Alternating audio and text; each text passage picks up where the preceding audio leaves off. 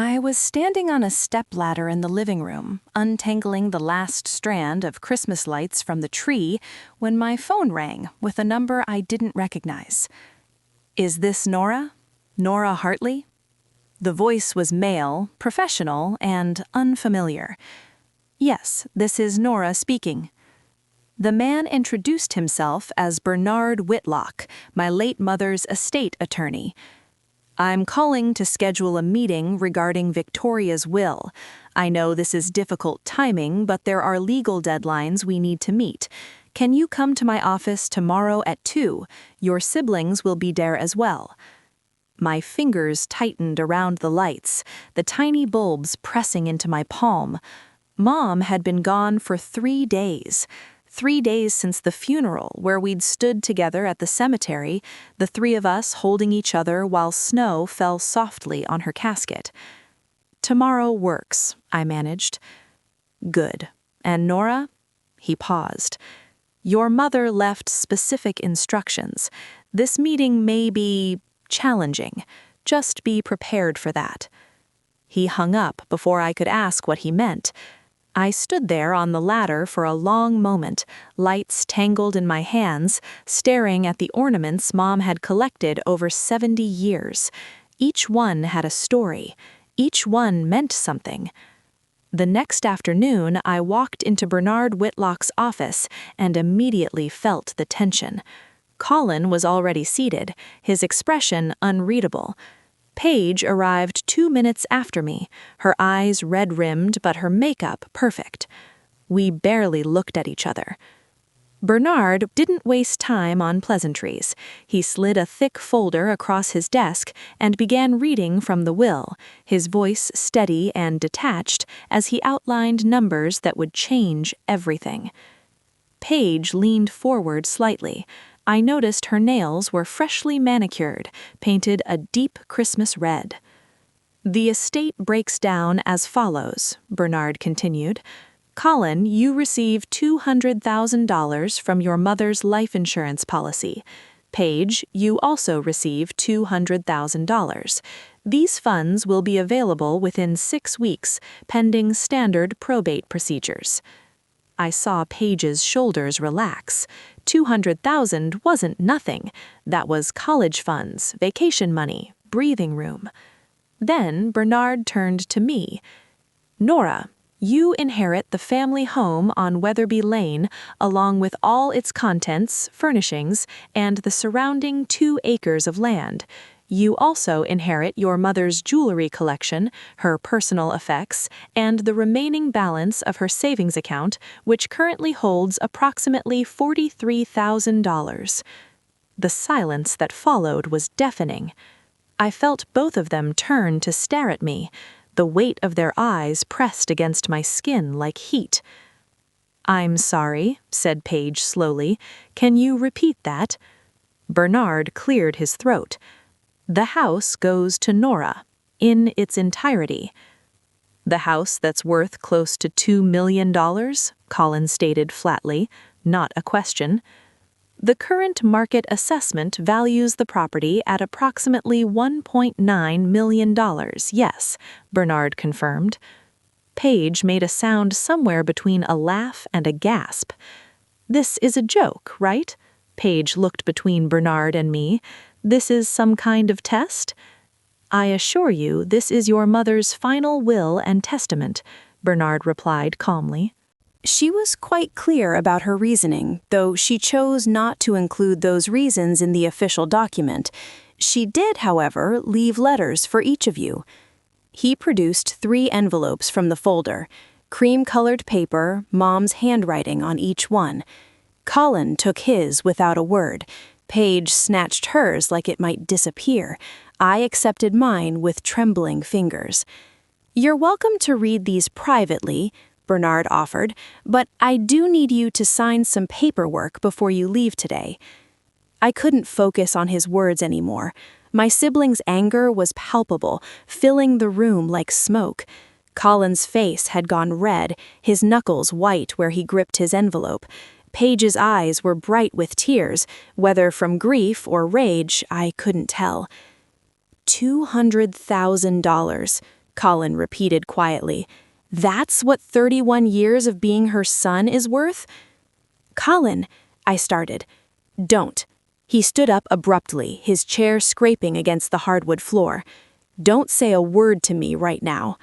He walked out without signing anything.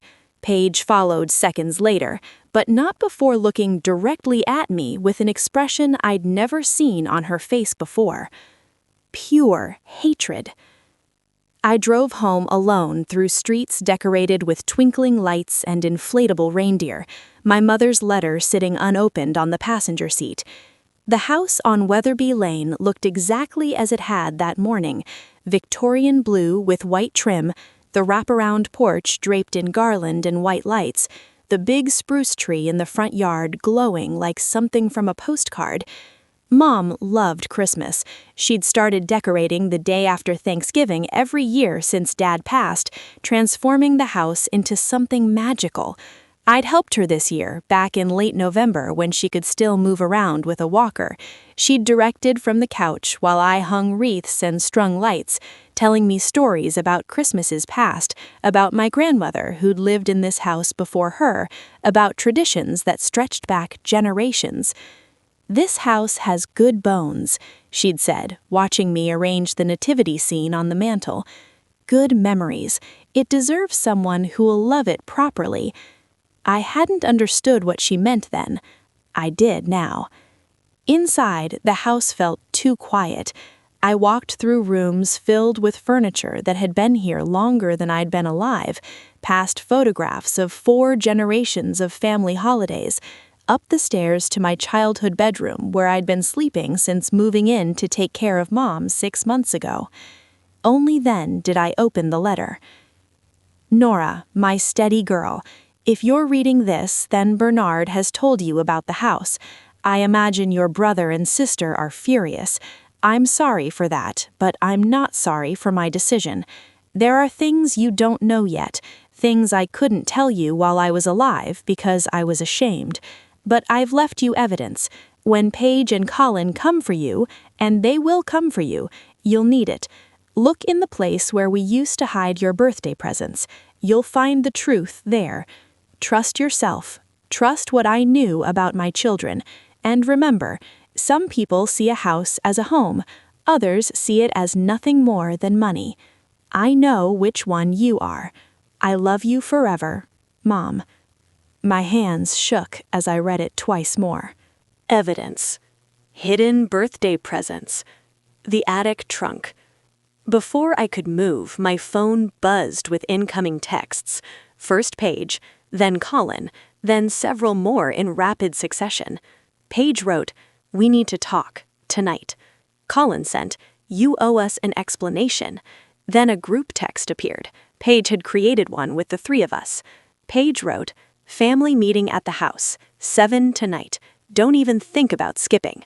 I checked the time. Just past 3 in the afternoon. 4 hours. I climbed the narrow stairs to the attic. The old steamer trunk sat exactly where it had always been, tucked behind boxes of Christmas decorations and Dad's military uniforms. The lock had been broken for years. I lifted the heavy lid, my heart hammering against my ribs. At first, I saw only the expected things: photo albums, Dad's old books, some of Mom's vintage scarves from the 80s. Then I noticed the manila folder underneath everything else, thick with papers. I pulled it out and opened it. Bank statements, credit card bills, printed transaction reports, and a letter on professional letterhead from someone named Kyle Brennan, private investigator, dated 7 months ago. I started reading and felt the floor drop out from under me. Someone had been stealing from Mom for years. The evidence was meticulous. Kyle Brennan had documented everything: ATM withdrawals totaling $96,000 over 3 years, always in cash, always when Mom was either hospitalized or too sick from chemo to notice. 3 credit cards opened in her name, maxed out with charges she never made. Designer handbags, electronics, restaurant bills from places Mom would never eat, hotel rooms in the city. $47,000 in credit card debt Mom never mentioned. But the worst part, the part that made my vision blur with tears, was the security footage. Printed screenshots from ATM cameras, time-stamped and dated, the same person at multiple machines, the same handwriting on withdrawal slips. Paige, my sister, my older sister who'd taught me how to French braid my hair and who'd held me when my marriage fell apart. The sister who'd stood beside Mom's hospital bed last month, holding her hand and promising everything would be okay. That sister had been robbing our dying mother. I sat on the dusty attic floor, surrounded by evidence of betrayal so complete it felt like fiction. The papers trembled in my hands as I read Kyle Brennan's conclusion. Based on bank records, security footage, and handwriting analysis, I can confirm that Paige Morrison accessed Victoria Morrison's accounts on at least 47 separate occasions between April 2022 and March 2025. The subject appeared to time these withdrawals to coincide with her mother's medical treatments, possibly taking advantage of medication-induced confusion. Mom had known. She'd hired an investigator, gathered proof, and then changed her will to protect what was left. That's why I got the house, not because she loved me more, but because Paige had already taken $96,000 in cash and another $47,000 in credit card fraud. $143,000 stolen from a woman dying of cancer. My phone buzzed again with another text from Paige. She said, "Don't be late tonight. We have a lot to discuss about your greed." I took photos of every document, every bank statement, every credit card bill, every page of Kyle Brennan's report. I uploaded them to 3 different cloud accounts and emailed them to myself. Then I went downstairs and waited. They arrived together at 7 sharp, and I could tell immediately they'd coordinated their approach. Colin came through the door first, followed by Paige and her husband Marcus, then Colin's wife Monica. Having their spouses there felt like bringing backup to a fight, like they expected this to get ugly. Monica wore a sleek black dress that probably cost more than my monthly grocery budget. Marcus looked uncomfortable, his eyes darting around like he wasn't sure he should be here. Nobody took off their coats, nobody sat down. "So," Paige began, her voice ice cold, "are you going to explain yourself?" I stood near the fireplace where Mom's Christmas stockings still hung, 5 of them, including Dad's, because Mom never took his down, even 12 years after he passed. "There's nothing to explain," I said quietly. "Mom left me the house. That was her choice." "Her choice?" Colin laughed bitterly. "Or your manipulation." "Excuse me?" Monica stepped forward, her expression calculating. "You were here every day," Monica stated, "alone with her, taking care of her medications, managing her finances, making sure she was isolated from the rest of the family." "I wasn't isolating her, I was caring for her." "You were in her ear constantly, whispering about how Colin and I didn't visit enough, how we didn't appreciate this house, how you were the only one who really loved her." "That's not true," my voice cracked. "I never said any of that." "Then explain the will," Colin demanded. "Explain how a fair, loving mother decides to give one child everything and the other 2 basically nothing. You each got $200,000, which is a fraction of what this house is worth, a fraction of what we're entitled to as her children." Marcus put a hand on her shoulder, but she shrugged it off. "I have 2 kids, Nora, 2 kids who need college funds and stability. Colin's trying to start a business. We needed this inheritance. We needed our mother to treat us fairly, but you made sure that didn't happen." The accusation hung in the air like smoke. I thought about the folder upstairs, about the evidence of what Paige had done, about the $96,000 she'd stolen while Mom fought for her life. But something stopped me from saying it.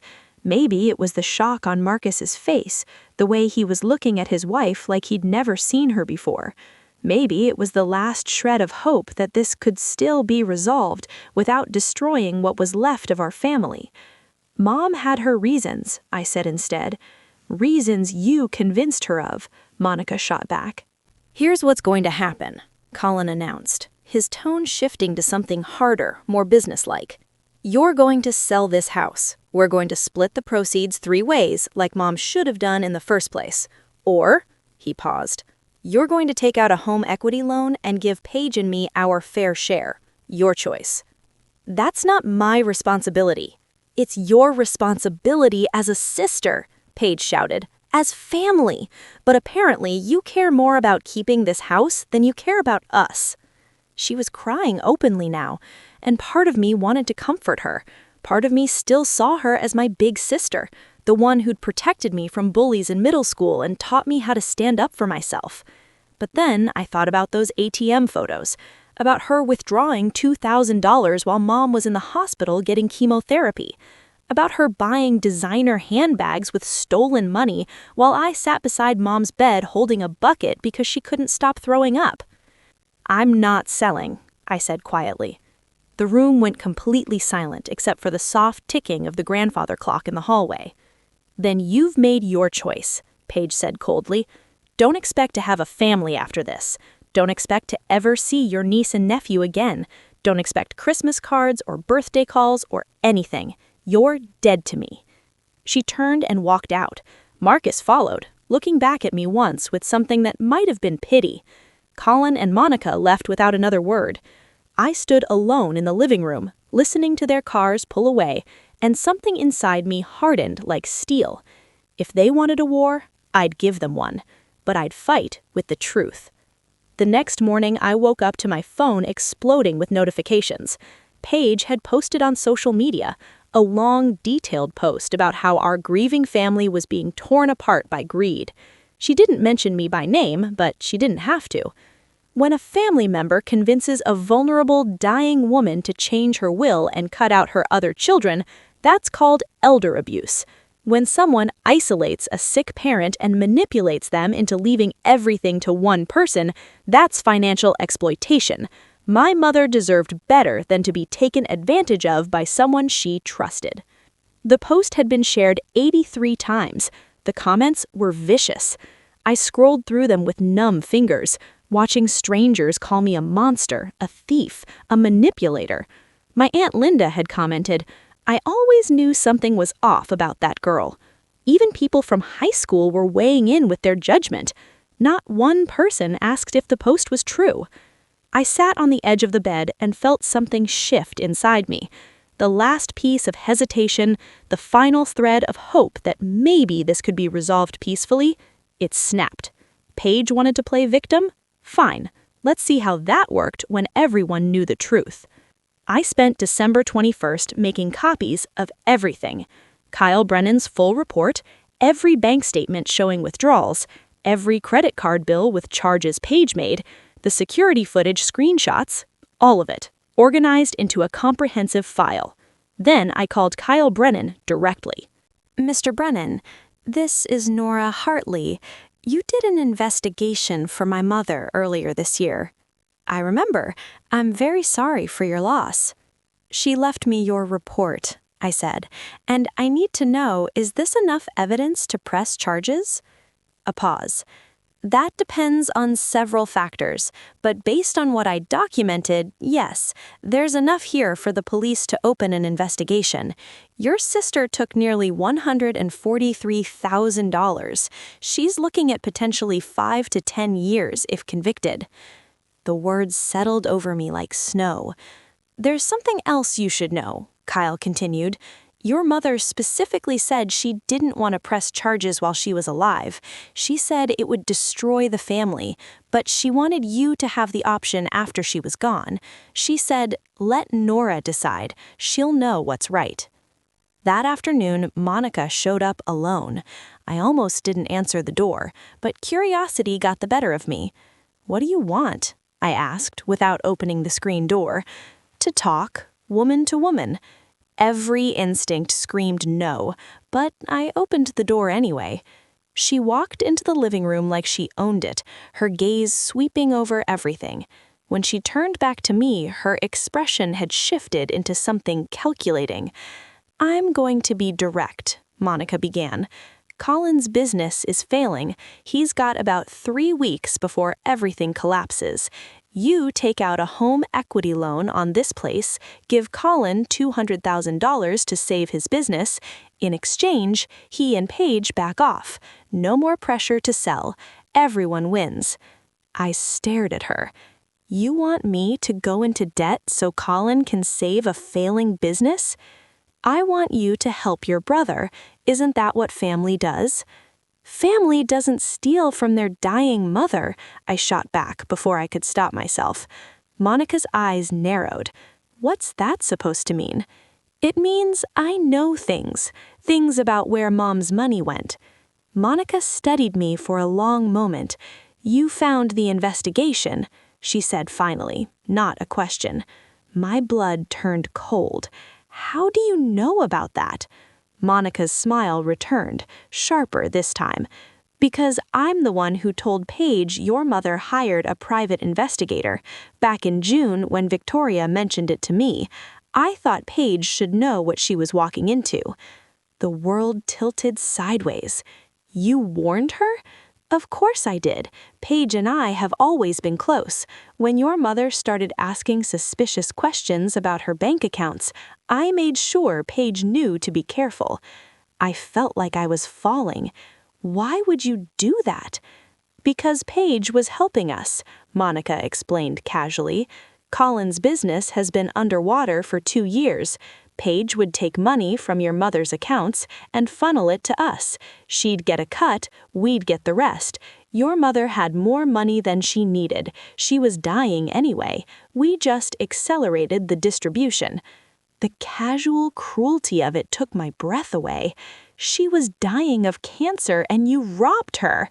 We borrowed from someone who wasn't going to need it much longer. There's a difference. And if you'd been smarter, you'd have been in on it too. I stood frozen, trying to process what I was hearing. Now here's the situation, Monica continued. You have 2 choices. Give Colin the money he needs, and we all move forward. Paige stops the social media campaign. We become one big happy family again. Or you refuse, and we make your life a living hell. We'll contest the will, tie up the estate in court for years. We'll tell everyone you manipulated a sick woman. By the time the legal fees are done, there won't be anything left for anyone. She stood up, smoothing her coat. You have until December 26th to decide. After that, we file the paperwork. She walked to the door, then paused. Oh, and if you're thinking about showing anyone that investigation report, Paige can claim she had your mother's permission. Marcus will back her up. So will Colin and I. It'll be your word against all of ours. And right now, nobody's going to believe you. Up until that moment, I'd been trying to protect my family. Even knowing what Paige did, I'd hesitated to expose her. But Monica's visit changed everything. This wasn't just Paige stealing out of desperation. This was organized, calculated. They'd worked together to drain our dying mother's accounts, and now they wanted more. I wasn't protecting family anymore. I was protecting vultures. That night, I made a plan. On December 23rd, I invited everyone to the house for Christmas Eve dinner. The text went out to Paige, Colin, Monica, Marcus, and a few other key family members, Aunt Linda, my cousins Jennifer and Robert. I've thought about everything, I wrote. You're right that we need to resolve this as a family. Please come tomorrow at 6. I'll have dinner ready and we can discuss the house. I think we can find a solution that works for everyone. Paige responded first. Paige replied, Finally, some sense. We'll be there. Colin wrote, About time you saw reason. I didn't respond to any of them. Instead, I called Kyle Brennan one more time. I need you at my house tomorrow evening at 7, and I need you to bring the original files from your investigation. Are you sure about this? I've never been more sure of anything. If you're still listening, I need you to comment and let me know, have you ever had to expose a family member publicly? Because what happened on Christmas Eve was the most satisfying and devastating thing I've ever done. They all arrived right on time, dressed for a holiday dinner like we were a normal family. Paige wore a red sweater dress that probably cost $300. Monica had on pearls. The other family members came bearing dishes.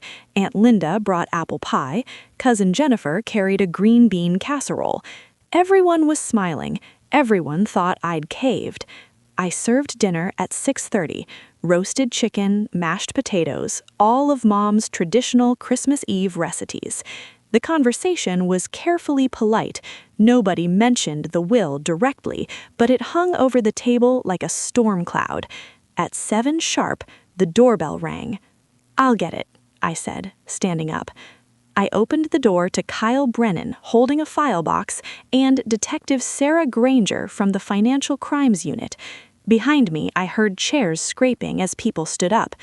"What's going on?" Colin demanded. I stepped aside to let them enter. Then I turned to face my family. I invited you all here because I wanted you to understand why Mom left me the house, I began. I wanted you to hear the truth, all together, so nobody could claim they didn't know. Paige's face had gone white. "Nora, what are you doing?" "Telling the truth, something you should have done months ago." I nodded to Kyle, who began pulling out documents. "Last April, my mother hired Mr. Brennan to investigate financial irregularities," I explained. "Money was disappearing from her accounts. Credit cards she didn't open were being maxed out. What he discovered was that someone had been systematically stealing from our mother for 3 years. $96,000 in cash withdrawals, $47,000 in fraudulent credit card charges, always timed to coincide with Mom's chemotherapy treatments when she was too sick to notice." Aunt Linda gasped. Cousin Jennifer's fork clattered against her plate. "The person responsible was caught on security footage at multiple ATMs," I said, looking directly at Paige. "Her signature appears on withdrawal slips. Her handwriting is on credit card applications." Paige stood up, her chair tipping backward. "You're lying," she whispered.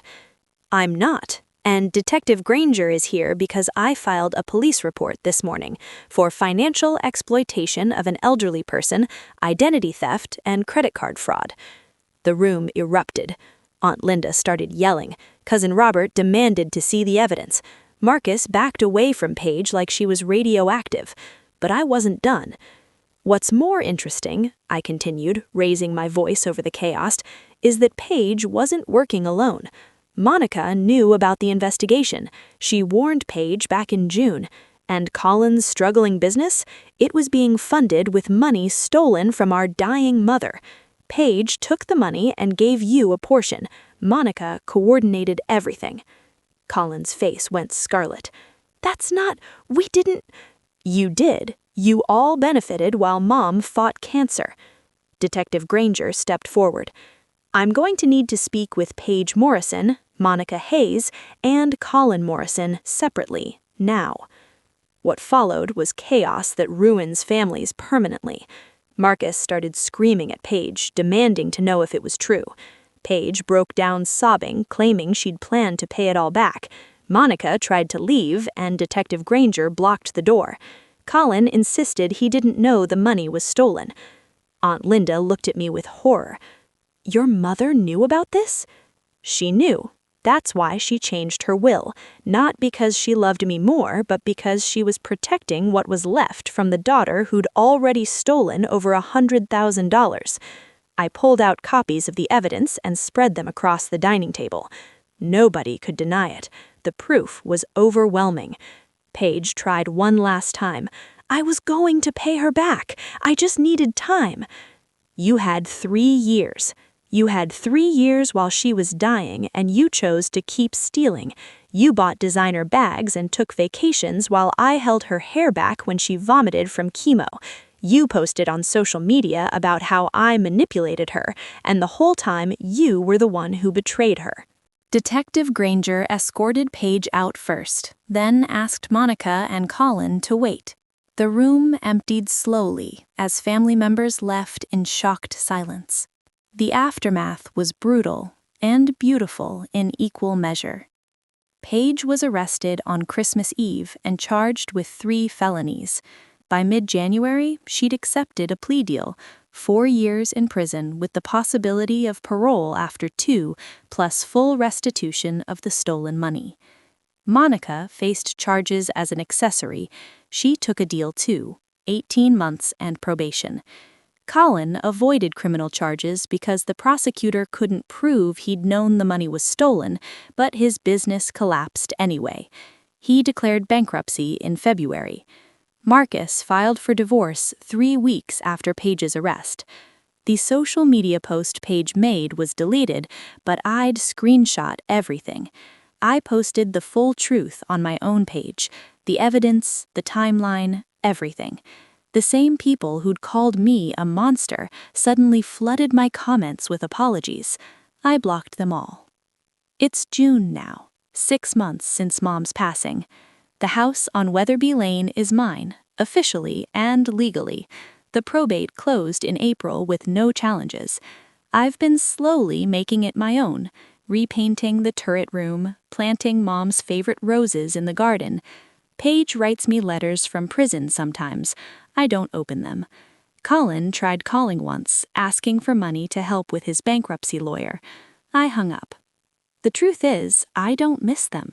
I thought I would, thought there'd be this gaping hole where my siblings used to be, but mostly I just feel relieved.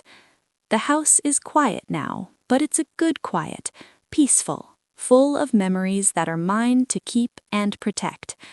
Mom was right. Some people see a house as a home. Others see it as nothing more than money.